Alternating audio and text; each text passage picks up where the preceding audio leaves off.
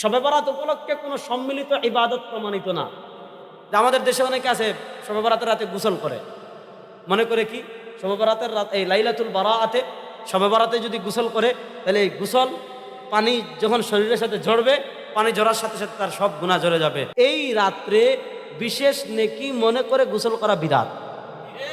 বলেন, বিশেষ নেকি মনে করে গোসল করা বিদআত। যেমন এই রাত্রে অনেকে বিশেষ 12 রাকাত নামাজ পড়ে, বলে এটা শবে বরাতের নামাজ। শবে বরাতের আলাদা কোনো নামাজ, আর আসতে বলেন, শবে বরাতের আলাদা কোনো নামাজ।